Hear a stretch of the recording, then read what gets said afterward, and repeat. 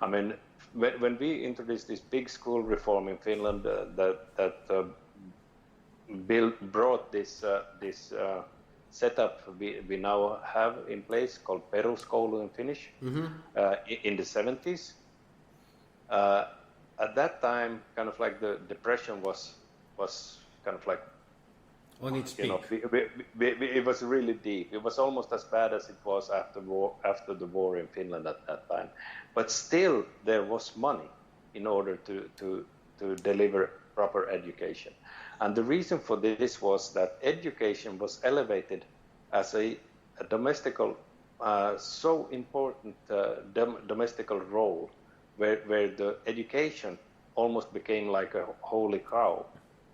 And there was not a single political party that dared to question the importance of education for the future of Finland.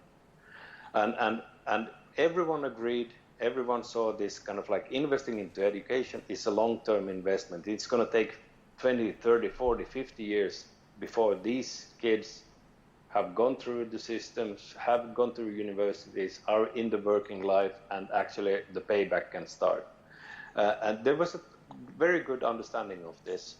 But now lately, with our kind of like past 2-3 governments we've had, various political parties,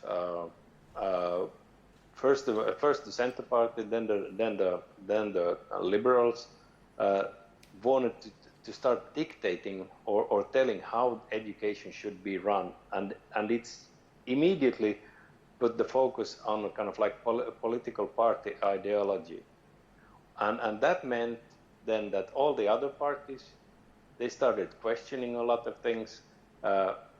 Financing education became even more difficult than what it has been, and so on, and suddenly we were in a situation where the finances dictated what the operations could be like in the school, and it should be quite the opposite way around. And we had that back in the 70s and 80s, where it was the operations of the school dictated what finances was needed.